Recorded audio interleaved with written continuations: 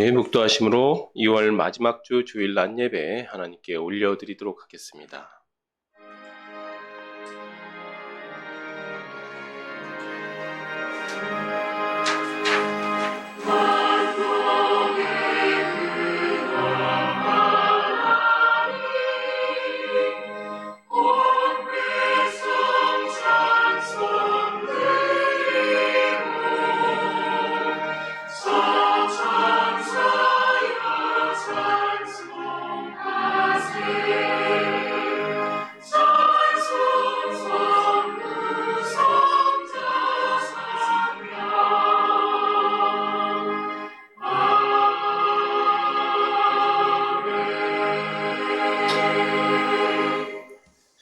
하나님은 영이시니 예배하는 자가 영과 진리로 예배할지니라.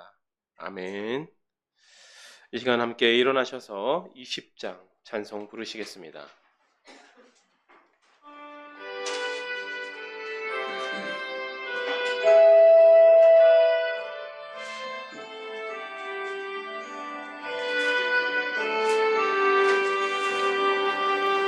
큰 영광 중에 계신 주 나 찬송합니다.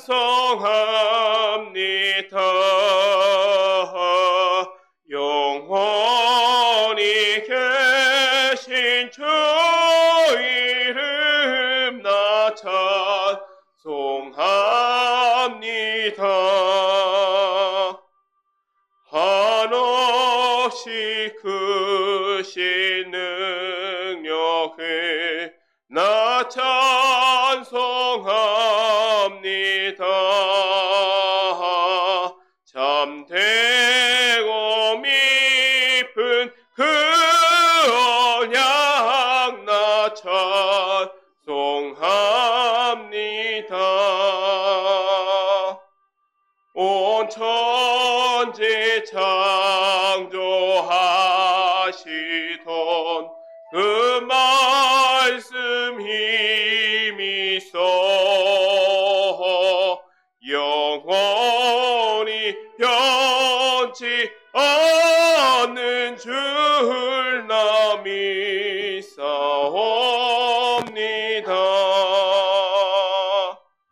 그 온유하신 충성 날 불러주시고 그 품에 품어주시니 나 찬송합니다.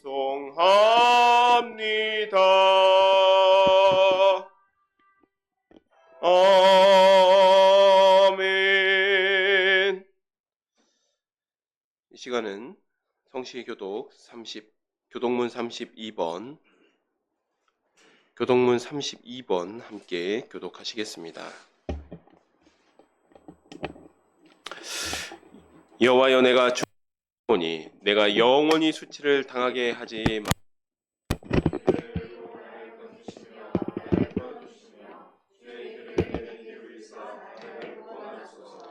주는 내가 항상 피하여 숨을 바위가 되소서. 주께서 나를 구원하라 명령하셨으니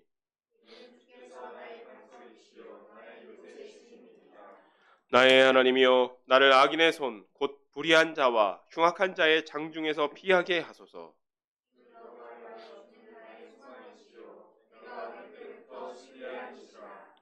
내가 모태에서부터 주를 의지하였으며 나의 어머니의 배에서부터 주께서 나를 택하셨사오니 나는 항상 주를 찬송하리이다. 아멘. 이 시간 사도신경으로 우리의 신앙을 고백하도록 하겠습니다.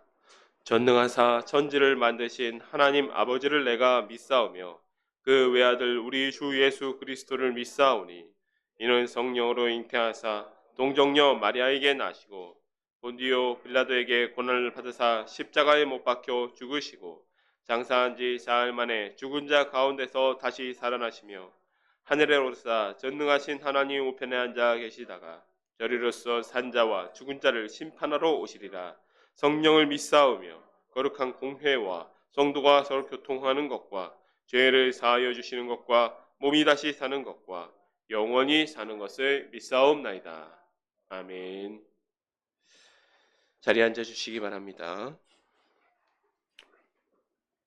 이 시간 찬송 391장 찬송하시겠습니다.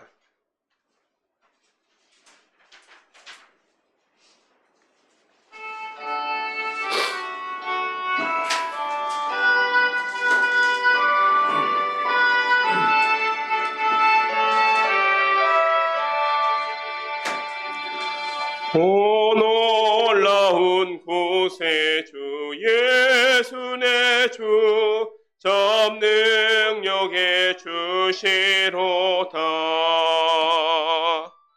큰 바위 및 안전한 그곳으로 내 영혼을 숨기시네. 메마른 땅을 종일 걸어가도 나 피곤치 아니하며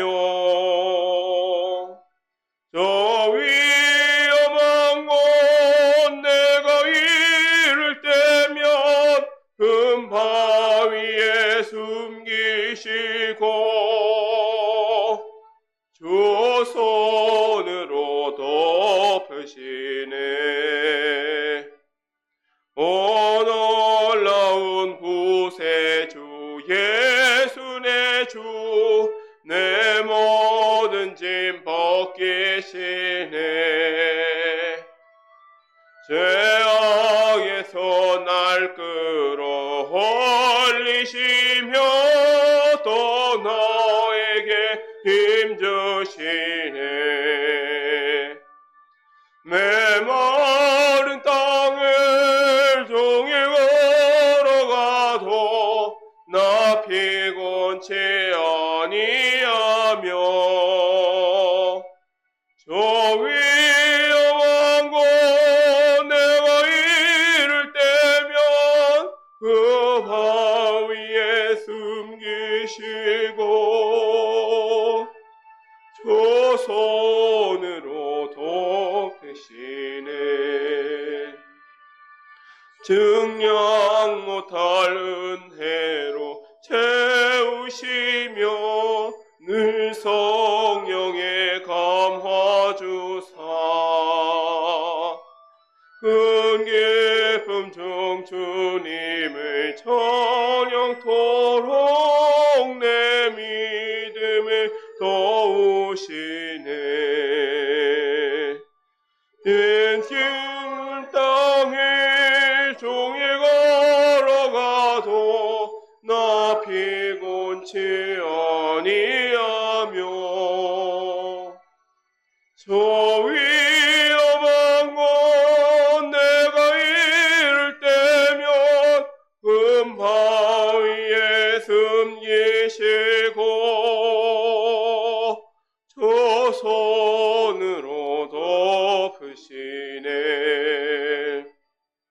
주 예수님 공중에 임하실 때 나 일어나 맞이하리.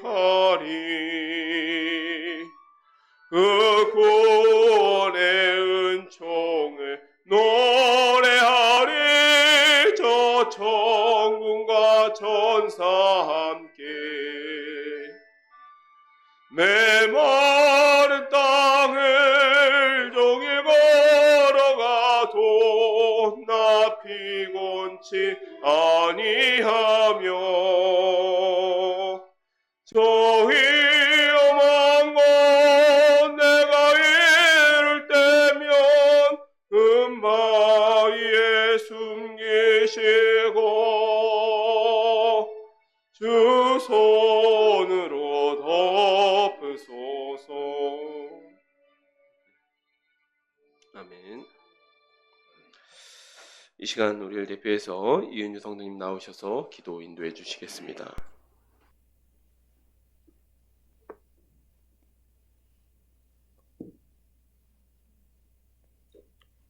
찬송과 영광을 받으시기에 합당하신 하나님 아버지, 오늘도 거룩한 주일을 허락하시고 예배자로 불러주심에 감사를 드립니다.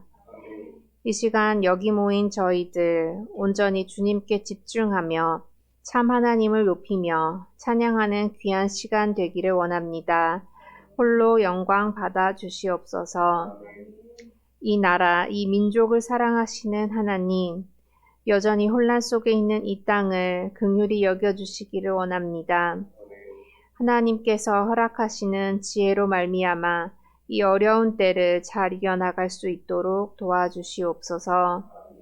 그리하여서 세상의 헛된 것들을 추구하는 무지함에 더 이상 빠지지 않도록 하옵시며 오직 하나님의 영광이 가득한 복된 나라 되게 하여 주시옵소서.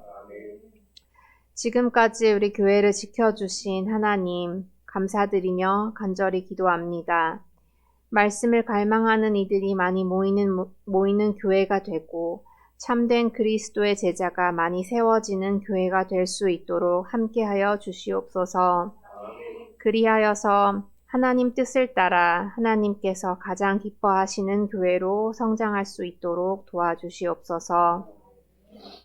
이 시간 말씀 전하실 전도사님 위에 성령의 능력으로 덧입혀 주셔서 날마다 새롭게 하시는 주님 은혜 안에 부여하신 소명 따라 달려가기에 부족함이 없도록 함께하여 주시옵소서.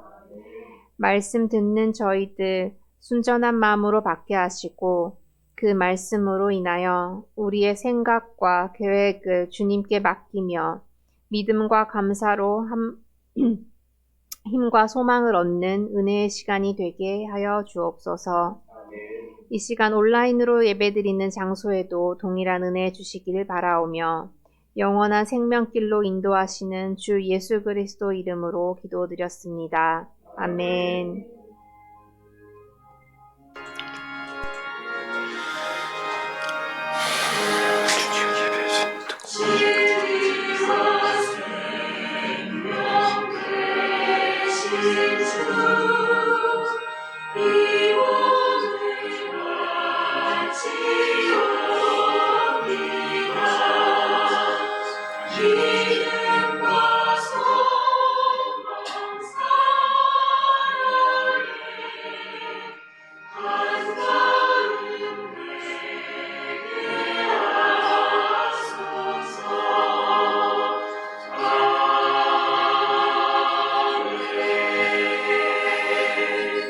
아멘. 이 시간 우리에게 주신 하나님의 말씀은 에스겔서 8장 10절에서 12절 말씀입니다. 구약성경 1150페이지에 1159페이지에 있습니다. 구약성경 1159페이지에 있습니다. 제가 봉독해 드리도록 하겠습니다. 내가 들어가 보니 각양 곤충과 가증한 짐승과 이스라엘 족속의 모든 우상을 그 사방벽에 그렸고 이스라엘 족속의 장로 중 70명이 그 앞에 섰으며 사반의 아들 야사냐도 그 가운데 섰고 각기 손에 향로를 들었는데 향연이 구름같이 오르더라. 또 내게 이르시되 인자야, 이스라엘 족속의 장로들이 각각 그 우상에 방한 어두운 가운데서 행하는 것을 내가 보았느냐? 그들이 이르기를 여호와께서 우리를 보지 아니하시며 여호와께서 이 땅을 버리셨다 하느니라. 아멘. 제가 기도하고 말씀 나누도록 하겠습니다. 하나님 감사드립니다. 오늘 또 2월의 마지막 주 하나님을 예배할 수 있게 하심을 감사드립니다. 주님, 저희가 참 겨울 와중에 또 겨울의 막바지에 또 이렇게 추운 날씨 중에도 주님을 찾았사온데 날씨가 춥거나 덥거나 또 날씨가 굳거나 좋거나 언제나 하나님의 은혜를 갈망하며 이 자리에 나오게 하시며 주님의 그 말씀이 선포될 때마다 저희의 마음이 부드러운 마음으로 주님의 말씀을 듣게 하여 주시옵소서. 예수님의 이름으로 기도했습니다. 아멘. 지난주 저희가 하나님께서 선지자 에스겔에게 어찌 보면 참으로 좀 가혹하게 이스라엘의 죄를 담당하게 하는 장면을 보았습니다. 그가 이제 계시를 받고 예언을 할 때가 아니면 일단은 말을 하지 못합니다. 예언을 할 때만 말을 할 수 있었습니다. 언제까지였냐? 이스라엘이 완전히 멸망할 때까지. 그때까지 그가 말을 할 수 없었습니다. 또 북이스라엘의 죄, 북이스라엘이 망한 지가 한참 지났는데 북이스라엘의 죄로 인해서 390일, 남유다의 죄로 인해서 40일을 모로 누워서만 지내야 했습니다. 또한 그 기간 동안에는 제가 일전에 좀 길게 설명드렸는데 정말 생존할 수 있는 최소한의 음식, 물로는 이 컵 두 잔 정도, 빵 반쪽 정도, 그 정도의 양으로만 견뎌야만 했습니다. 그러나 그것은 이 에스겔이라는 선지자를 하나님께서 미워하셔서라기보다는 또 그 선지자를 학대하기 위해서가 아니라 이스라엘의 우상이 그 죄악으로 인한 것이었습니다. 산지가 많은 이스라엘의 산과 골짜기에 가득한 그 우상의 제단 때문에 하나님께서는 이토록 진노하게 되었다라고 말씀하십니다. 오늘 살펴볼 본문은 그로부터 1년이라는 시간이 흐른 후에 일어난 일입니다.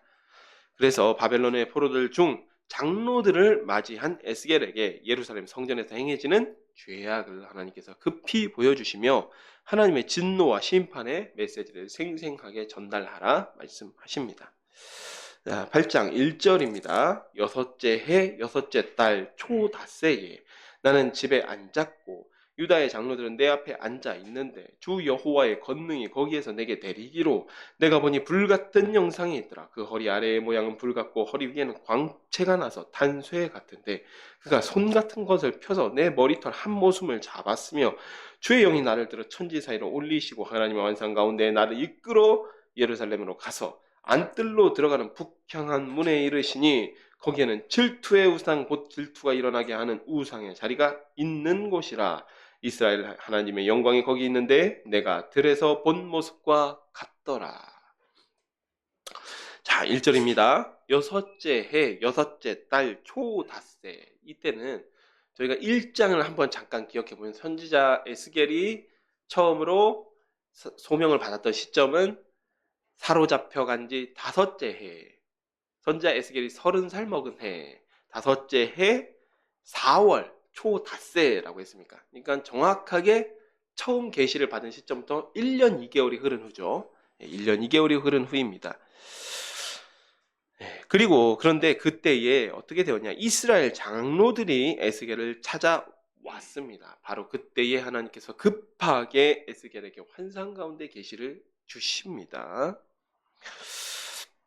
여기서 계시가 임한 시점이 조금 중요해요. 왜냐하면 첫 번째는 에스겔이 밖에 나가서 예언한 것을 그동안에 에스겔이 막 이렇게 고행만을 했던 것이 아니라 밖에서 분명히 그런 예언을 했단 말입니다. 그러니까 여기 보면 6장에도 보면 이 고행에 대한 내용이 이른 다음에 6장에도 보면 이스라엘의 산을 향하여서 외치라라고 말도 나오고 5장에서도 머리털과 수염을 깎아서 칼로 치는 그런 징조를 보이시면서 하나님께서 예언하게 하신단 말이죠. 이런 모습들을 장로들이 여러 차례 본 것입니다. 또 두 번째로는 장로들이 찾아온 시점이 언제냐면 하나님께서 명령하신 390일, 처음 390일이 거의 끝나가는 시점입니다. 1년 2개월이면 계산해보면 어느 정도죠? 한 420일 정도 되죠. 그런데 선지자 에스겔이 바로 이제 그런 고행을 시작했던 것이 아니라 일주일간 또 알아놓습니다. 자기 백성의 죄악을 보고 너무 낙심하여서 일주일간을 알아두었다가 했기 때문에 거의 그 고행이 끝나가는 시점입니다. 자, 그런데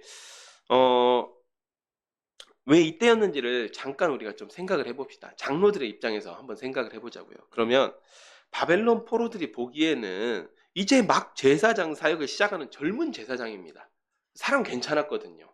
그런데 어느 날 갑자기 미친 것처럼 보이는 거예요. 갑자기 멀쩡하던 사람이 그발강가에 혼자 좀 마실을 다녀오더니 이 사람 갑자기 한 일주일을 알아놓습니다. 집안의 칩거에서요. 그러다가 갑자기 자리를 털고 일어나서 다시 혼자 들판에 다녀온 후로는 말 그대로 죽지 않을 만큼만 먹습니다. 그것도 솥동불에 떡을 구워서 죽지 않을 만큼만 먹고 사람이 집안에서 누워만 지냅니다. 그 모습을 한번 생각을 해보자고요. 그러다가 갑자기 사람이 이상해진 다음에 말을 못하게 됩니다. 그리고 갑자기 간간히 말을 할 때가 있어요. 말을 할 때는 이 사람들이 듣기에 지금 장로들의 입장입니다. 이 장로들이 듣기에는 정말 저주에 가까운 말들을 막 내뱉기 시작하는 겁니다. 자, 그럼 어떻게 생각했겠습니까? 사람들이. 사람 괜찮았는데, 사람 멀쩡했는데 미쳤다 저 사람. 이 사람이, 이 제사장이 포로 잡혀오더니 드디어 미쳤구나 라고 생각할 만한 충분한 시간이라는 거죠. 이 충분한 시간이 지났습니다. 그런데 방금 금방 미쳐서 죽을 것 같은 사람이 1년 넘게 같은 행동을 반복하는 겁니다. 그러자 이제는 에스겔이 말하는 것이 상당히 이제는 공포스러운 상황이 되는 겁니다. 여러분, 길 가다가 어떤 미친 사람, 조금 정신이 온전치 못한 사람이 있다 합시다. 그 사람이 무슨 말을 떠들든 사람들이 귀를 기울이겠습니까? 그러지 않죠. 근데 이 사람이 어떤 주기적으로 와가지고 그와 같은 이야기를 한다고 합시다. 그리고 그것이 한 1년쯤 지켜보았어요. 그때부터는 공포감이 엄습하는 겁니다. 저 사람 무슨 짓을 할지 모르겠다 라든지, 아니면 저 사람 도대체 무슨 말을 저렇게, 똑같은 말을 저렇게 반복하느냐 라고 생각하는 것이죠. 그러자 유다의 장로들이 에스겔을 찾아온 것이죠.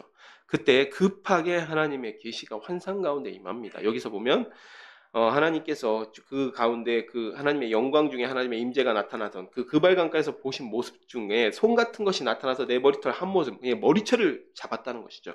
사실 그렇게 친절한 모습은 아니죠. 머리채를 잡고 들어 올리셨다고 했는데 에스겔의 육신이 들어 올려진 것 같지는 않습니다. 나중에 뒤에 이제 계속 있다 보면 그 문맥상으로 보면 그러기 조금 어려운 부분들이 나와요.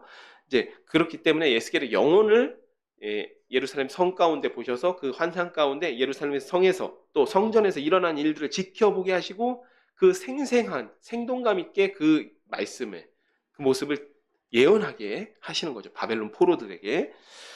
그러한 모습으로 바라보시는 게 좋을 것 같습니다. 자, 그런데 3절을 보면요. 그렇게 하나님께서 예루살렘 성전으로 이끌어 가신 후에 처음에 도착한 곳이 나를 이끌어 예루살렘으로 가서 안뜰로 들어가는, 그 성전 안뜰로 들어가는 북향한 문에 이르느니라 라고 이야기하고 있습니다. 이 성전 안뜰로 가는 북향한 문은, 자, 성전 방향에서 바라보면 이 북향한 문은 어느 쪽으로 향하는 문입니까? 북쪽으로 향하는 문이죠. 북쪽에 어떤 나라가 있습니까? 바벨론이 있죠. 바벨론이 있습니다. 자, 그렇고, 그리고 예레미야가 어떻게 처음에 1장에 끓는 가마의 환상을 보면서 어떻게 말씀하셨습니까? 끓는 가마가 북쪽에서부터 기울어졌더라. 하나님의 심판이 다가오고 있는, 최후의 그 심판이 다가오고 있는 문이 북향한 문이었습니다. 그런데 그 북향한 문에 무엇이 서 있었습니까? 그렇죠. 예. 질투의 우상, 곧 질투를 일어나게 하는 우상의 자리가 있는 곳이라. 이 우상이 무엇이었죠? 아세라 목상이었습니다. 서지 못할 곳에 선 가증한 것, 아세라 목상. 므낫세가 처음 세웠다가 한번 없어졌다가 다시 세워진 우상이 있는 자리였습니다. 이어서 보겠습니다. 그가 내게 이르시되 인자야, 이제 너는 눈을 들어 북쪽을 바라보라 하시기로 내가 눈을 들어 북쪽을 바라보니, 그러니까 지금 성전에 들어와 있는 것 같죠. 자, 그런데 성전 안뜰에 들어와서 북쪽을 바라보니 제단문 어기 북쪽에 그 질투의 우상이 있더라. 그가 또 내게 이르시되 인자야, 이스라엘 족속이 행하는 일을 보느냐? 그들이 여기에서 크게 가증한 일을 행하여 나로 내 성소를 멀리 떠나게 하느니라. 너는 다시 다른 큰 가증한 일을 보리라 하시더라. 그가 나를 이끌고 뜰문에 이르시기로 내가 본즉 담에 구멍이 있더라. 그가 내게 이르시되 인자야, 너는 이 담을 헐라 하시기로 내가 그 담을 허니 한 문이 있더라. 진짜로 에스겔이 육신으로 가서 성전 담벼락을 부신 게 아니죠. 그렇게 이해하셔야 됩니다. 또 내게 이르시되 들어가서 그들이 거기에서 행하는 가증하고 악한 일을 보라 하시기로 내가 들어가 보니 각양 고추가 가증한 짐승이 이스라엘 족속의 온 모든 우상을 그 사방벽에 그렸고 이스라엘 족속의 장로들 70명의 이스라엘 백성의 장로를 다 온 거죠. 다 왔습니다. 그 앞에 섰으며 사반의 아들 야사냐도 그 가운데 섰고 각기 손에 향로를 들었는데 향연이 구름같이 오르더라. 또 내게 이르되 인자야, 이스라엘 족속의 장로들이 각각 그 우상의 방안 어두운 가운데서 행하는 것을 내가 보았느냐? 그들이 이르기를 여호와께서 우리를 보지 아니하시며 여호와께서 이 땅을 버리셨다 하느니라. 또 내게 이르시되 너는 다시 그들이 행하는 바 다른 큰 가증한 일을 보리라 하시더라. 자, 이제 8장이 사실은 이 성전 안에서 행해지고 있는 우상 숭배에 대한 것들 하나님께서 보여주고 계시는 거예요. 에스겔에게 보여주시는 겁니다.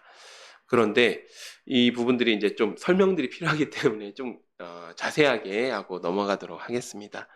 자, 보면 하나님께서 인자야 눈을 들어 북쪽을 보라 5절에 그렇게 말씀하시죠. 그랬더니 본 것이 에스겔이 본 것이 질투의 우상이 있었습니다. 여기서 말하는 질투의 우상은 열왕기하 21장 7절에 등장한 아세라 목상이죠. 열왕기하 21장을 살펴보면서 말씀드린 적이 있었습니다. 이때 당시에 아세라 신은 원래는 하나님을 우리가 이야기할 때 하는 엘이라고 하나님을 이야기하죠. 엘로힘이라는 말을 줄여서 엘이라고 하는 건데 사실 이 엘로힘이라는 단어에는 사실은 신들이라는 의미도 있어요. 그러니까 하나님을 제외한 이방 잡신들을 얘기할 때도 엘로힘이라고 합니다. 그때는 복수로 신들, 이방의 잡신들 이렇게 표현하는 것이고 하나님을 표현하는 엘로힘은 거기서 말하는 그 뒤에 붙은 임이라는 단어는 위대한 어떤 존재를 표현할 때 사용하는 단어입니다. 그래서 엘로힘 하나님을 표현하기도 합니다. 그런데 여기서 이 아세라신은 가나안 땅의 토착신 우상이었던 엘의 부인신입니다. 엘의 배우자 신이에요. 여신이죠.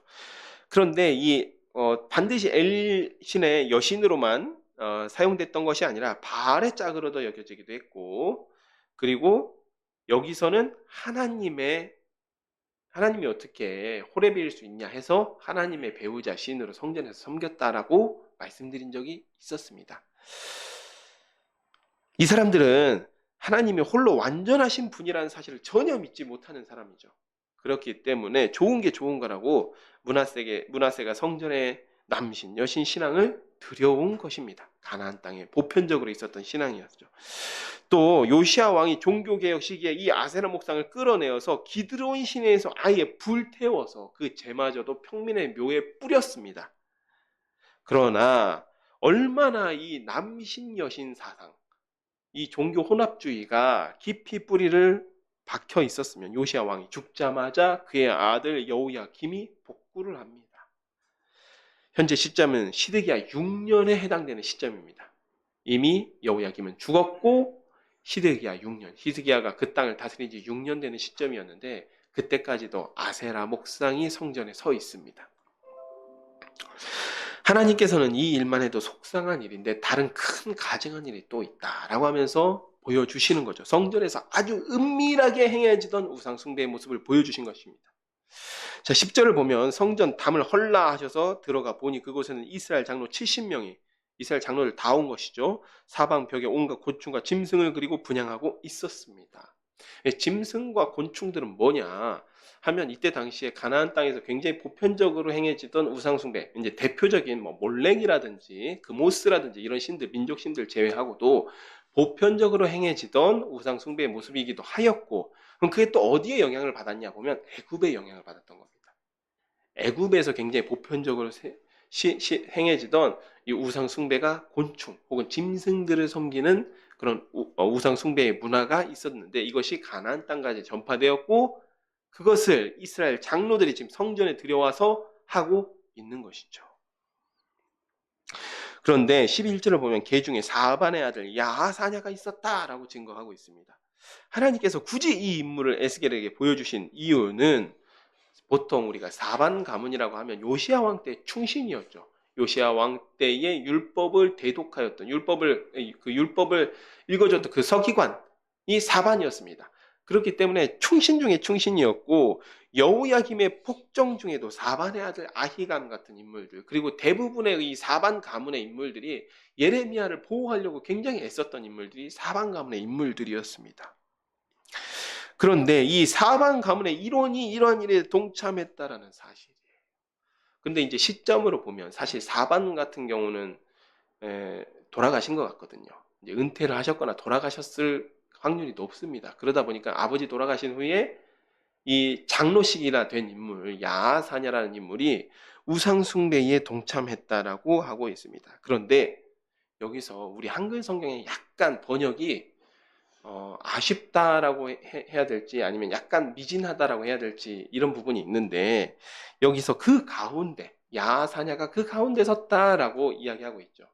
근데 우리가 일반적으로 이해할 때는 이걸 어떻게 이해합니까?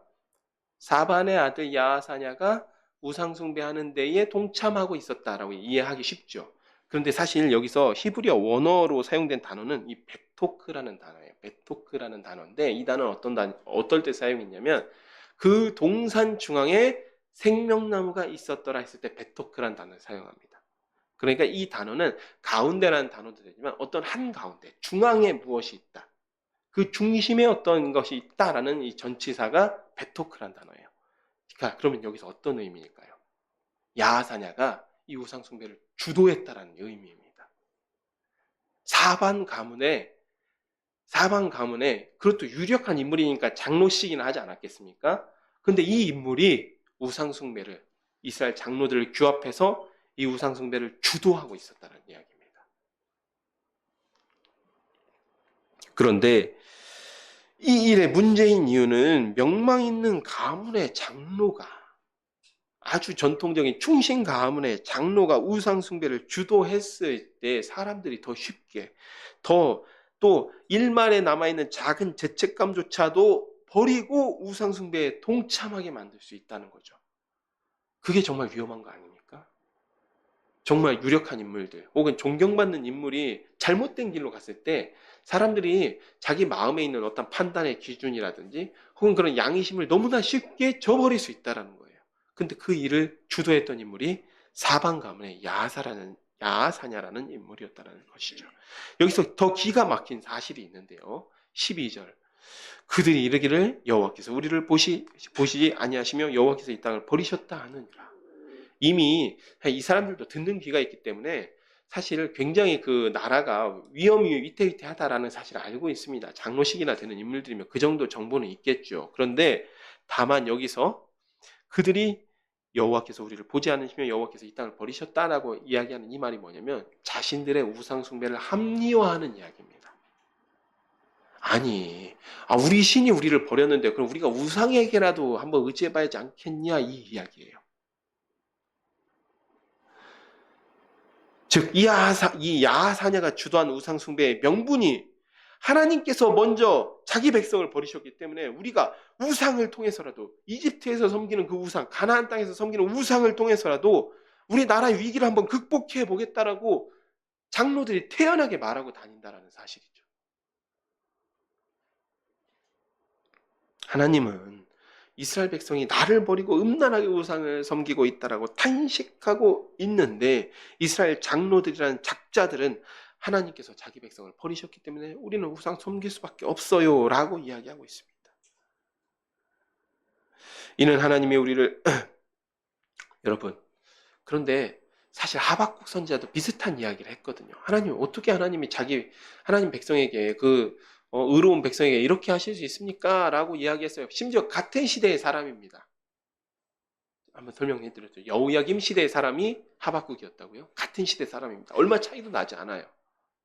근데 다만 하박국은 자기가 정말 이거 하나님 너무 불합리한 일이 아닙니까? 이 하나님으로서 우리 백성의 하나님으로서 이건 아니지 않습니까? 자기 딴에는 불합리했던 거죠. 그게 이해가 되지 않았던 겁니다. 그 부분에 대해서 하나님께 치열하게 고민하고 기도하고 때로는 좀 도전적으로 좀 대바라져 보일 수도 있지만 도전적으로 질문했습니다.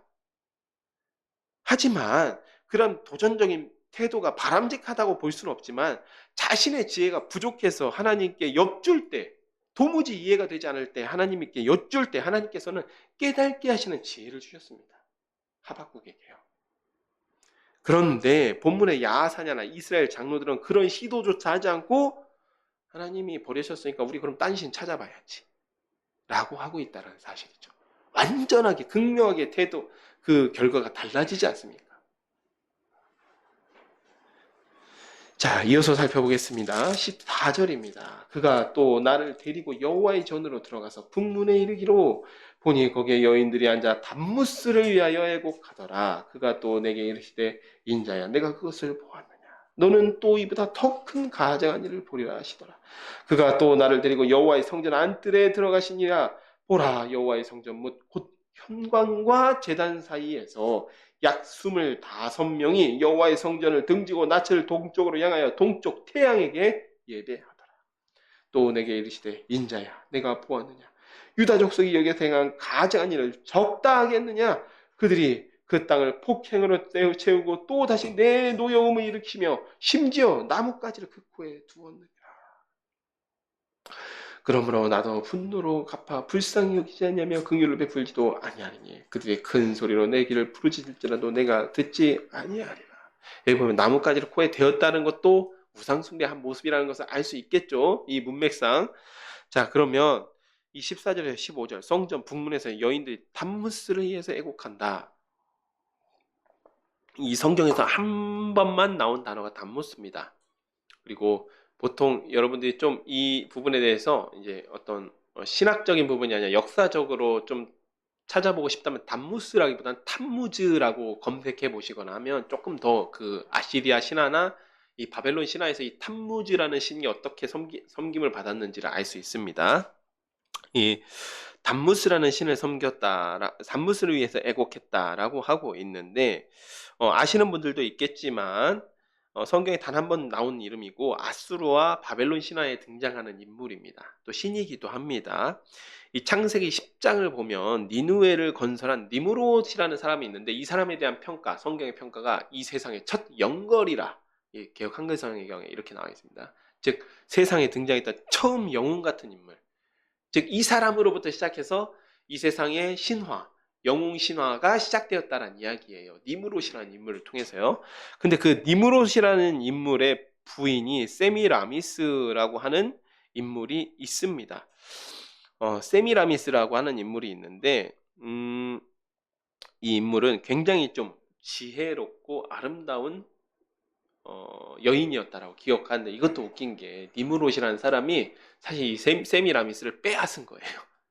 원래는 자기 부하의 부인이었거든요. 그런데 이 니무롯이 죽인다고 협박을 합니다. 그러니까 이 부하가 자살을 해요. 자살을 하고 나서 그리고 나서 그 여인을 부하의 부인을 취합니다. 세미라미스라를요. 그리고 나서 니무롯은 곧 죽습니다. 죽고 이 세미라미스가 여왕이 되어서 이 고대 아시리아를 통치를 합니다. 그리고 그의 아들이 사생자가 담무스라는 인물이 태어나는 것이죠. 그런데 나중에 일설에 의하면 이 담무스가 나중에 죽게 됩니다. 죽게 되는데 이 담무스가 이제 뭐 멧돼지에 받쳐 죽었다 뭐 이런 이야기도 있습니다. 그런데 이 담무스라는 신이 어떤 신이냐면 이 고대 아수르 신화에서 또 바벨론이랑 이 문화가 융합되면서 이 바벨론 신으로 옮겨가기도 하는데 이 담무스라는 신이 초목의 신입니다. 초목의 신.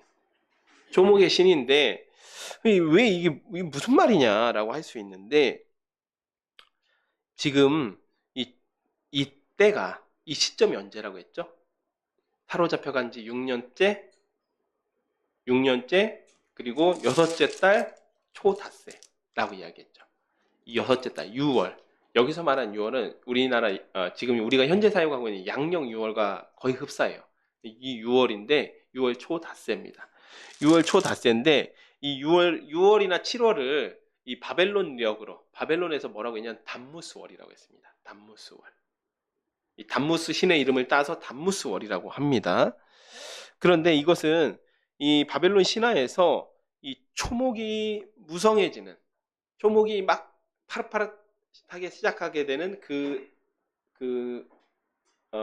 이제 그러니까 봄이 되죠. 초봄이 되면 이 담무스 신이 저승에서부터 돌아온다라는 신화가 있습니다. 그런 믿음이 있는 거죠.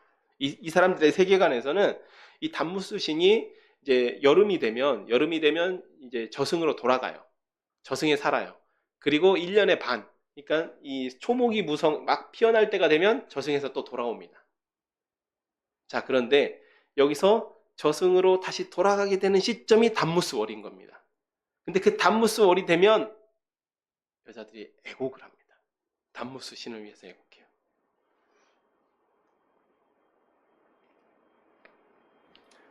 그런데 이 신앙이 이스라엘에 들어온 겁니다. 여기서 이스라엘의 이 이야기는 단순히 담무스 신앙만을 이야기하는 게 아니고요. 이스라엘의 고질적인 문제를 이야기하고 있습니다. 무슨 이야기냐? 예언서를 보면요. 굉장히 이 문제가 자주 등장했습니다. 이들은 자기들 선민으로, 이 이스라엘 백성들은 자기들만 구원받는다. 그리고 사실은 백성이라는 단어가 성경에 많이 사용되지 않습니까? 근데 그 말도 굉장히 달라요. 사용되는 용법이 다른데 이스라엘 백성을 이야기할 때는 암이라는 단어를 사용해요. 암. 그래서 로암미, 내 백성이 아니다. 그때는 암이라는 단어를 사용하고요. 이방 민족들, 이방인들, 이방 민족들이라는 단어를 사용할 땐 고이라는 단어를 사용합니다. 고이라는 아예 명칭부터가 분리되어 있습니다. 하나님 백성이 아니라는 거죠. 그런데 이들이 이렇게까지 자기들이 하나님의 백성이라고 생각을 했습니다. 문자에서부터 구분할 정도로 생각해 왔는데 이 이스라엘 백성들의 관심사는 뭐냐면요. 이 세상의 일들을 하나님과의 관계에서 이 세상의 일들을 해석하고 헤쳐나가는 것이 아니라 어느 나라가 강대국이냐, 어느 나라 신이 세냐, 이게 이 사람들 초미의 관심사입니다. 자, 그래서 애굽 신들이 센 것 같아요. 애굽 신앙을 들여오는 거죠. 자, 북이스라엘 멸망의 주된 원인, 처음부터 끝까지 벗어나지 못했던 원인, 금송아지를 섬기는 거. 어디서 보고 들여온 겁니까? 여로보암이 애국 가서 보고 수입해 온 거예요. 자, 그리고 히스기야 왕의 아버지였던 아하스 왕이 아수르 군대가 와서 자기가 막 벌벌 떨고 있었던 북이스라엘과 이 아람 군대를 쳐부수는 것을 보았거든요. 그리고 나서 어떻게 합니까? 아수르 가서 아수르 신앙을 배워옵니다. 하나님께서는 애굽으로 가지 마라. 애굽을 의지하지 말라. 아수르 의지하지 마라. 나를 봐라, 나를. 너희들 시선이 자꾸 땅에만 머물러 있는데 하늘을 봐라, 나를 봐라, 올려다 봐라 라고 말씀하셨는데 이스라엘 백성들은 늘 보고 있는 거예요. 근데 이때 당시에 그럼 어디가 제일 셉니까? 어느 나라가 가장 강성합니까? 바벨론이죠. 그리고 얼마 전까지 있었던 아수르죠. 아수르 신앙을, 바벨론 신앙을 그대로 성전에 갖고 와서 여자들이 담무스 신을 위해서 애곡하고 있습니다. 그 모습이 이렇게 등장하는 겁니다. 자, 그리고 16절과 18절 역시나 므낫세 때 성행하였고 므낫세 때 정점을 찍고 있었던 태양 숭배를 다시 시작하고 있습니다. 자, 그런데 여기서 기가 막힌 사실은 16절을 보면 성전 안뜰에서 현관문과 성전 안뜰에서 성전을 등지고 현관문과 성전 안뜰 성전 현관과 성전 안뜰에서 이 동쪽에 있는 태양을 향해서 경배하려면 제단을 등져야 됩니다. 성전과 제단을 등져야 돼요. 등지고 태양을 향해서 절하고 있습니다. 25인가량요. 이 25인이 누굴까요? 성전 안에서 버젓이 활보할 수 있는 25인이 누굴까요? 예, 제사장들이죠. 제사장들이 지금 태양 숭배에 동참하고 있습니다. 성전에서부터 정말 상징적인 모습이죠. 성전에서조차 제사장들이 하나님을 등지고 태양을 숭배하고 있습니다. 하나님께서 이처럼 예루살렘 성전에서 행해지는 우상 숭배를 적나라하게 에스겔에게 보여주신 이유가 있습니다. 왜 그럴까요? 에스겔은 몰라요, 이런 거를. 세상 물정을 몰라요. 왜냐하면 너무 젊을 때 잡혀왔거든요. 25살이 잡혀오지 않았습니까? 아직 제사장 사역을 제대로 시작해보지 못했습니다. 만약에 이 세상 물정 모르던 젊은 제사장이 제대로 자기 사역을 시작했으면 이때쯤 성전에서 자기 눈으로 직접 목격했을 광경을 지금 환상으로 보여주고 계시는 겁니다. 이해됐죠? 지금 에스겔은 예루살렘 성전이 이런 상황이라는 걸 상상도 못했을 겁니다. 자기가 실제로 감당해야 되는 제단 앞에 나아가서 제사를 드려야 되는 예루살렘 성전이 이 모양 이 꼴이라는 것을 꿈에도 생각하지 못했지만 그 에스겔에게 보여주고 계십니다. 이러한 우상 숭배로 찌든 예루살렘을 향해서 하나님께서 진노를 쏟으십니다. 9장입니다. 또 그가 큰 소리로 내 귀에 외쳐 이르시되 이 성읍을 관할하는 자들이 각기 죽이는 무기를 손에 들고 나오게 하라 하시더라. 내가 보니 6사람이 북향한 윗문 길로부터 오는데 각 사람의 손에 죽이는 무기를 잡았고 그 중에 한 사람은 가는 베옷을 입고 허리에 서기관의 먹그릇을 찼더라. 그들이 들어와서 놋제단 곁에 서더라. 그룹에 머물러 있던 이스라엘 하나님의 영광이 성전 문지방에 이르러더니 여호와께서 그 가는 베옷을 입은 서기관의 먹그릇을 찬 사람을 불러 여호와께서 이르시되 너는 이스라엘 성읍 중에 순행하여 그 가운데서 행해지는 모든 가증한 일로 말미암아 탄식하며 우는 자의 이마에 표를 그리라 하시고 그들에 대하여 내 귀에 이르시되 너는 이르시되 너희는 그를 따라 성읍 중에 다니며 불쌍히 여기지 말며 긍휼을 베푸지 말고 쳐서 늙은 자와 젊은 자와 처녀와 어린이와 여자를 다 죽이되 이마에 표 있는 자에게는 가까이 하지 말라. 내 성소에서 시작할지니라 하심에 그들이 성전 앞에 있는 늙은 자들로부터 시작하더라. 그가 또 그들에게 이르시되 너희는 성전을 더럽혀 시체로 모든 뜰에 채우라. 너희는 나가라 하심에 그들이 나가서 그 성읍 중에서 치더라. 그들이 쉴 때에 내가 홀로 있었는데 엎드려 부르짖어 이르되 아하 주 여호와여 예루살렘을 향하여 분노를 쏟으시오니 이스라엘의 남은 자를 모두 멸하려 하시나이까. 그가 내게 이르시되 이스라엘과 유다 족속의 죄악이 심히 중하여 그 땅에 피가 가득하며 그 성읍의 불법이 찬나니 이는 그들이 이르기를 여호와께서 이 땅을 버리셨으며 여호와께서 보지 아니하신다 함이라. 그러므로 내가 그들을 불쌍히 여기지 아니하며 긍휼을 베풀지 아니하고 그들의 행위대로 그들의 머리에 갚으리라 하시더라. 보라 가는 베옷을 입고 허리에 먹그릇을 찬 사람이 복명하여 이르되 주께서 내게 명령하신 대로 내가 준행하였나이다 하더라. 이 우상 숭배에 찌든 예루살렘에 하나님께서 심판자를 보내십니다. 그 성읍을 관할하는 자들이 나왔다라고 이야기하고 있죠. 여기는 그 천사들을 이야기하는 것 같아요. 그래서 죽이는 무기를 가진 6사람이 온다였습니다. 근데 한 사람은 좀 복장이 다르죠. 가는 베옷을 입었고 먹그릇을 찼다라고 하는데 이 먹그릇은 이제 고대에 사용했던 먹그릇이 있는데 고대에는 이 양뿔 있지 않습니까? 양뿔 같은 것을 속을 파내요. 그리고 거기다가 먹을 집어넣습니다. 그리고 휴대용 먹그릇으로 사용했다고 합니다. 서기관들이. 근데 그 먹그릇을 찬 사람이 나와서 살려야 되는 사람들 이마에만 표를 하라라고 이야기하십니다. 예. 그래서 여기 4절에 나오는 이마의 표가 이 히브리어로 뭐냐면 이 히브리어로 다른 단어가 있는 게 아니라 그냥 알파벳에 타우라고 하는 알파벳이 있습니다. 타부라고 하는 알파벳이 있습니다. 타우가 아니라 타부. 예. 좀 옛날에 배우신 분들이 타우라고 발음을 한다고 해요. 그래서 예, 타부라는 단어 발음이 있어요. 근데 우리가 그냥 이제 티읕 발음이 나는 발음이에요. 티읕 발음이 나고 그냥 우리식으로 하면 히읗이라는 글자를 히읗자를 사람들 머리 위에 쓰라 이거예요. 히읗자를. 근데 이 타부라는 이 알파벳이 보통 가장 마지막 단어의 가장 마지막 글자이기 때문에 보통 인친다. 성경에서 인친다라고 뭐 표를 한다라고 했을 때 보통 이 타부라는 단어를 많이 사용합니다. 예, 그런 의미에서 타부로 이마에다가 히읗자를 쓰라는 거죠. 히읗자.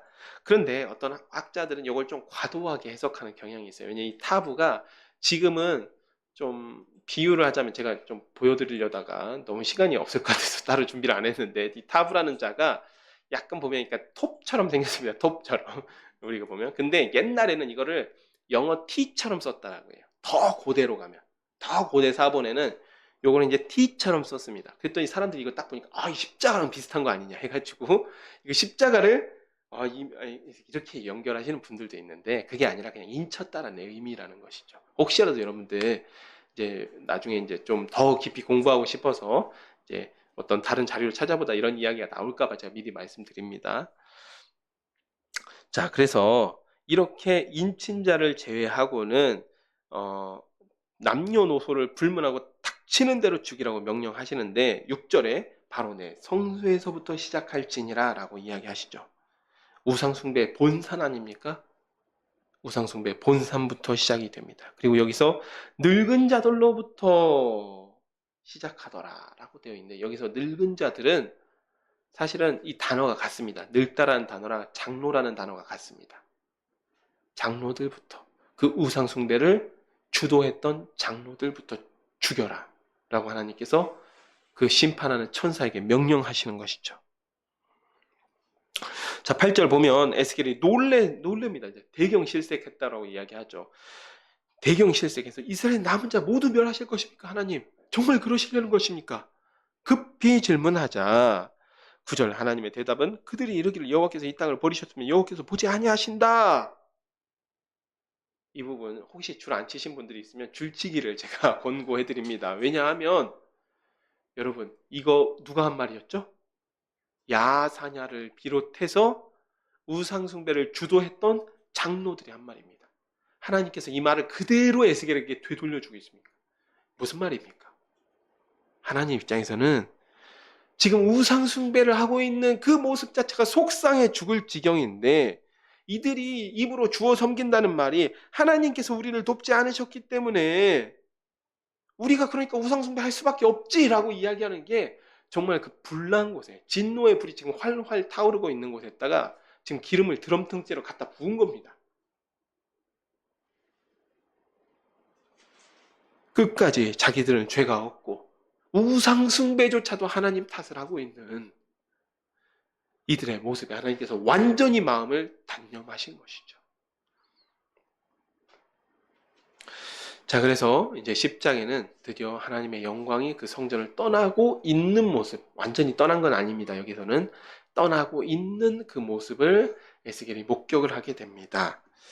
1절입니다. 이에 내가 보니 이 10장을 한꺼번에 다 읽고 설명하도록 하겠습니다. 이에 내가 보니 그 그룹들 머리 위 궁창에 남보석 같은 것이 나타나는데 그들 위에 보호자의 형상이 있는 것 같더라. 하나님이 가는 베옷을 입은 사람에게 말씀하여 이르시되 너는 그룹들 밑에 있는 바퀴 사이로 들어가 그 속에 숯불을 두 손 가득히 움켜가지고 성읍 위에 흩으라 하시니 하심에 그가 내 목전에서 들어가더라. 그 사람이 들어갈 때 그룹들이 성전 오른쪽에 서 있고 구름은 안뜰에 가득하며 여호와의 영광이 그룹들에서 올라와 성전 문지방에 이르니 구름이 성전에 가득하며 여호와의 영화로운 광채가 뜰에 가득하였고 그룹들의 날개의 소리는 바깥뜰까지 들리는데 전능하신 하나님의 말씀하시는 음성 같더라. 하나님이 가는 베옷을 입은 자에게 명령하시기를 바퀴 사이 곧 그룹들 사이에 불을 가져가라 하셨으므로 그가 들어가 바퀴 옆에 섬에 그 그룹이 그룹들 사이에서 손을 내밀어 그 그룹들 사이에 있는 불을 집어 가는 베옷을 입은 자들의 손에 주매 그가 받아 가지고 나가는데 그룹들의 날개 밑에 사람의 손 같은 것이 나타나더라. 내가 보니 그룹들 곁에 네 바퀴가 있는데 이 그룹 곁에도 한 바퀴가 있고 저 그룹 곁에도 한 바퀴가 있으며 그 바퀴 모양은 황옥 같으며 그 모양은 넷이 꼭 같은데 마차 바퀴 안에 바퀴가 있는 것 같으며 그룹들이 나아갈 때는 사방으로 몸을 돌리지 아니하고 나아가되 몸을 돌리지 아니하고 그 머리 향한 곳으로 나아가며 그 온몸과 등과 손과 날개와 바퀴 곧 네 그룹의 바퀴의 둘레 다 눈이 가득하더라. 내가 들으니 그 바퀴들을 도는 것이라 부르며 그룹들에게는 각기 네 면이 있는데 첫째 면은 그룹의 얼굴이요 둘째 면은 사람의 얼굴이요 셋째는 사자의 얼굴이요 넷째는 독수리의 얼굴이더라. 그룹들이 올라가니 그들이 내가 그발 강가에서 보던 생물이라 그룹들이 나아갈 때는 바퀴도 그 곁에서 나아가고 그룹들이 날개를 들고 땅에서 올라가려 할 때에도 바퀴가 그 곁에 떠나지 아니하며 그들이 서면 이들도 서고 그들이 올라가면 이들도 함께 올라가니 이는 생물의 영이 바퀴 가운데 있음이더라. 여호와의 영광이 성전 문지방을 떠나서 그룹들 위에 머무르니 그룹들이 날개를 들고 내 눈 앞에 땅에서 올라가는데 그들이 나아갈 때도 바퀴도 그 곁에 함께 하더라. 그들이 여호와의 전으로 들어가는 동문에 머물도 이스라엘 하나님의 영광이 그 위에 덮였더라. 그것은 내가 그 발강가에서 보던 이스라엘의 하나님 아래에 있던 생물이라. 그들이 그룹인 줄 내가 아니라. 각기 내 얼굴과 내 날개가 있으며 날개 밑에는 사람의 손 형상이 있으니 그 얼굴의 형상은 내가 그 발강가에서 보던 얼굴이며 그 모양과 그 몸도 그러하며 각기 곱게 앞으로 가더라. 자, 보면 9절에서 17절 보면 지금 여기서 계속해서 반복적으로 다시 이야기하고 있습니다. 묘사하고 있는 것이 에스겔이 처음 그발강가에서 소명을 받으며 보았던 그룹들의 모습을 다시 보고 있는 것이죠. 에스겔도 이야기하잖아요. 내가 그발강가에서 보던 그 생물들이라 그룹들이라 이야기하고 있는 것이죠. 그러니까 우리가 계속 그룹들의 어떤 모습을 가지고 의미 부여를 하는 게 의미가 없다는 겁니다. 하나님께서 본인이 영광 중에 임하신 형상을 에스겔의 눈에 이렇게 보이도록 하신 것이죠. 즉 에스겔에게 처음에 계시를 주실 때도 이 케루빔이라고 하는 천사들이 먼저 등장하고 그 중에 사람 같은 형상으로 나타나셔서 계시를 주셨고 지금 같은 모습으로 다시 등장하신 것은 하나님께서 앞으로 어떻게 하실 것이다 라는 계획을 선지자에게 알려주시기 위해서 계시해 주시기 위해서 이 모습으로 등장하신 것입니다. 그래서 여기서 본문에서 중요한 구절은 18절에서 19절이죠. 하나님께서 계속 같은 모습으로 등장하는 것은 나 하나님이 여기서 임재했다. 나 이제 어떻게 할 거다라는 걸 알려주시는 거예요. 이 그림 언어로서 알려주시는 것입니다.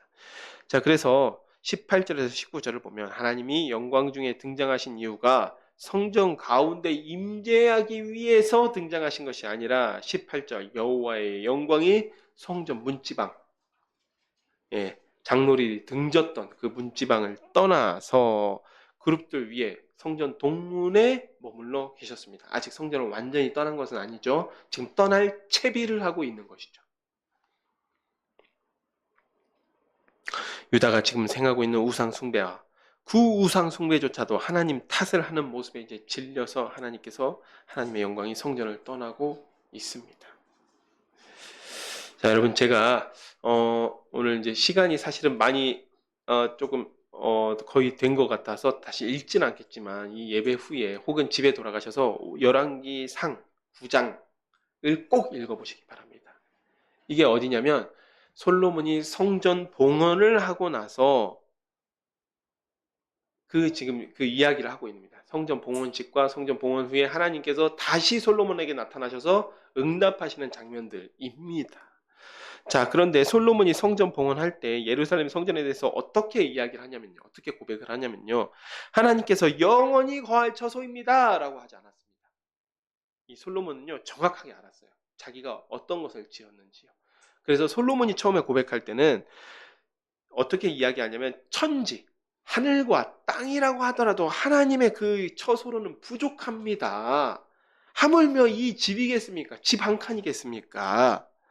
그저 이 집은 제가 요약해서 말씀드리는 겁니다. 이 집은 하나님께 기도하고 예배하기 위한 장소입니다. 그러니까 예수님께서 오셔서 뭐라고 합니까? 내 집은 기도하는 집이라 말씀하시잖아요. 성전의 의미를 솔로몬은 정확하게 알고 건축하였습니다. 성전 봉헌식이 끝나고 하나님께서 응답하실 때도 같은 말씀을 하세요.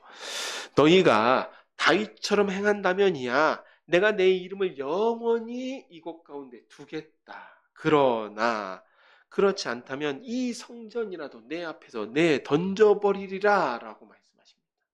그리고 하나님께서 응답하셨던 그 말씀이 비극적으로도 370년 만입니다. 성전 완공 370년 만에 하나님께서 그 성전을 그 그룹들 가운데 그룹들과 함께 그 성전을 떠나시는 것으로 이루어집니다. 절대 이루어져서는 안 되는 일이었는데 이루어져 버린 것이죠.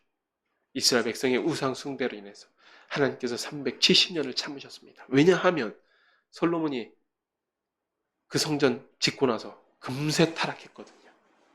성전을 건축할 때는 그 마음의 뜨거움과 감사함으로 가득하며 그 감격으로 봉헌을 했던 솔로몬이 성전 짓고 나서 타락했거든요. 370년 만에 하나님의 영광이 성전에서 떠나게 됩니다. 오늘 낮 시간은 성전에서 온갖 우상이 음란하게 숭배되고 이에 견디다 못한 하나님께서 하나님의 이름을 두리라 라고 말씀하신 그 성전을 떠나는 모습을 보게 됩니다. 놀라운 사실은 이스라엘 백성은 이러한 중에서도 자신들의 우상 숭배조차 하나님 탓을 하고 있다라는 사실입니다. 하나님의 영광이 떠나지 전까지 하나님께서 듣고 싶었던 기도가 있었을 겁니다. 어떤 거입니까? 주여 우리가 범죄하였나이다. 하나님 우리가 범죄하였나이다. 우리를 돌이키소서. 우리가 돌아가길 원합니다. 우리가 죄인입니다. 이 고백을 듣고 싶지 않았겠습니까? 그런데 결국 하나님이 들으셔야만 했던 이야기는 하나님이 돕지 않으시니 우리가 우상을 숭배할 수밖에 없지 않습니까? 이런 반항하는 이야기였습니다. 하나님 입장에 정말 이런 폐륜이 없죠. 이러한 기가 막힌 사실을 본국에서 떠난 에스겔이 알 수 있는 방법이 있을까요? 없죠. 없으니까 하나님께서 이러한 방법을 사용해서 에스겔에게 보여주시고 있는 것입니다. 사랑하는 샤론의 가족 여러분, 하나님이 돕지 않으셔서 어디선가 들어본 말 아닙니까? 하나님의 백성으로 하나님 앞에서 항상 겸비하기보다 하나님이 돕지 않아서 이런 말을 달고 사는 모습이 얼마나 하나님을 아프게 하는 말인지를 깨닫게 되기를 소원합니다. 물론 무조건 우리의 행동이 잘못돼서 우리의 일이 잘못되거나 혹은 고난이 오는 것은 아닙니다. 하지만 가장 중요한 자세는 우리 앞에 고난이 찾아올 때나 찾아오지 않을 때나 우리 앞이 우리의 삶이 평탄하거나 그렇지 않거나 항상 주님 앞에서 겸비하며 삼가는 것이 가장 우리에게 유익한 자세입니다. 그런데 이스라엘 백성들처럼 하나님이 도우지 않으니까, 하나님이 나를 돕지 않고 하나님이 나를 축복하지 않으니까 라는 말을 입에 달고 살면 하나님께서는 이 자를 내가 죄에서 구원하여 나에서 은혜 가운데 살게 하였더니 원망하는 말을 지금 듣고 있는 거예요. 우상 숭배만도 속이 상한 일인데 우상 숭배하는 이유조차 하나님이어서야 되겠습니까? 이 시간 우리 샤론의 가족들은 하나님 앞에서 제발 스스로 겸비하고 삼가는 덕을 이루시기를 축복하겠습니다. 제가 기도하고 말씀을 맺도록 하겠습니다. 하나님 감사드립니다. 오늘 에스겔 선지자가 그 환상 중에 바라본 하나님의 성전의 모습은 기가 막힌 일들 뿐이었습니다. 처음부터 끝까지 우상 숭배로만 가득한 그 성전의 모습 앞에서 하나님께서 할 말을 이루시고 하나님의 영광이 그 성전을 떠나는 채비를 하는 모습을 보게 됩니다. 하나님, 이들은 심지어 그 우상을 숭배하는 와중에도 하나님께서 우리를 돕지 않으시기 때문에 우리가 우상을 숭배할 수밖에 없었다라는 그런 폐륜적인 말들을 달고 삽니다. 하나님, 그러나 저희가 하나님 앞에 올바로 서기 위해서는 늘 삼가고 늘 조심하고 겸비하는 자세가 필요한 줄로 알고 있습니다. 주님, 우리 모든 샤론의 가족들은 그러한 삼가고 겸비하는 덕을 이루게 되는 우리 샤론의 가족들이 되게 하여 주옵소서. 예수님의 이름으로 기도드렸습니다. 아멘. 이 시간 151장 찬송하시면서 준비하신 예물을 하나님께 올려드리도록 하겠습니다.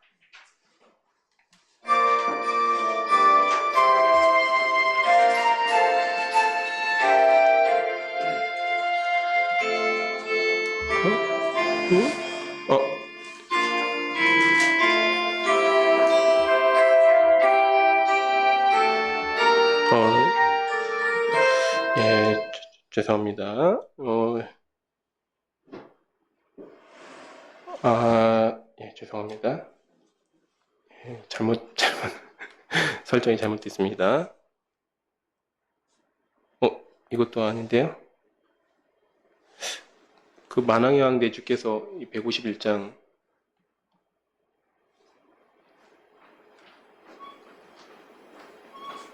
예, 죄송한데 만왕의 왕 내주께서 이거 통일찬송가 151장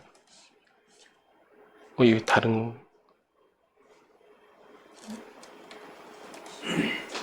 예, 맞습니다. 예, 감사합니다. 예, 죄송합니다. 다시 부르시겠습니다.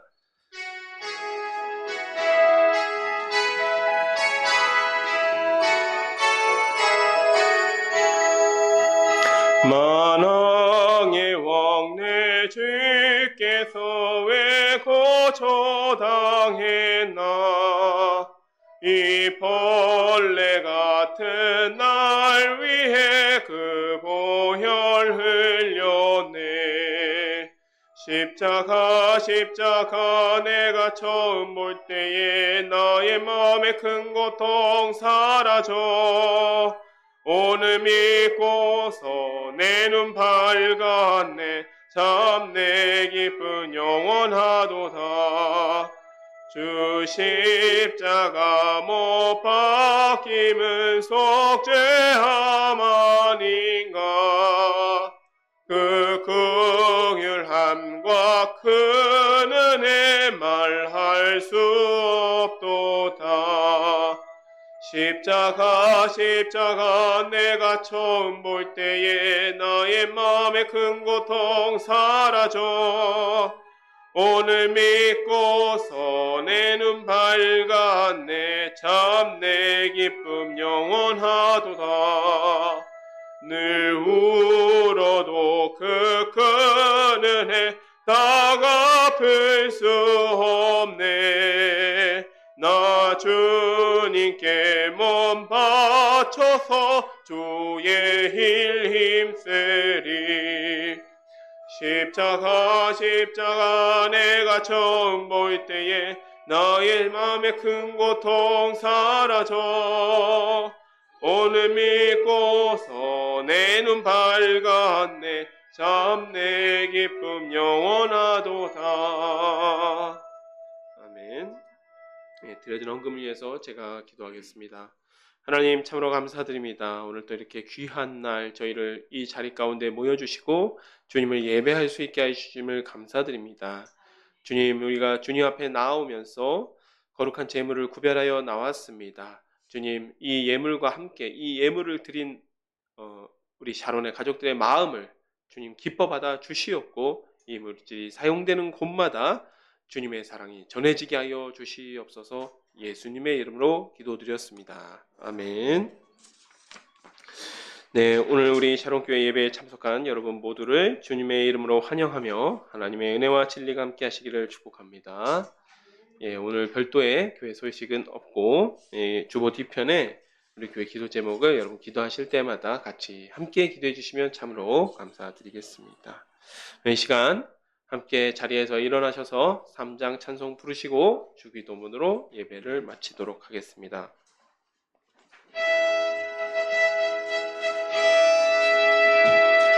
성부 성자와 성령 찬송과 영광 돌려오네.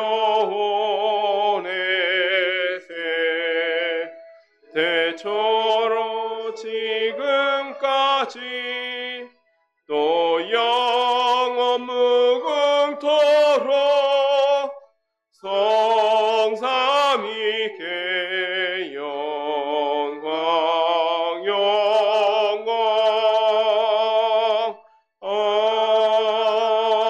아멘.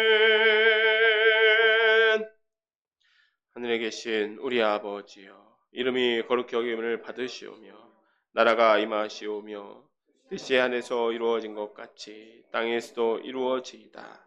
오늘 우리에게 일용할 양식을 주시옵고 우리가 우리에게 죄 지은 자를 사하여 준 것 같이 우리 죄를 사하여 주시옵고 우리를 시험에 들게 하지 마시옵고 다만 악에서 구하시옵소서. 대개 나라와 권세와 영광이 아버지께 영원히 있사옵나이다. 아멘.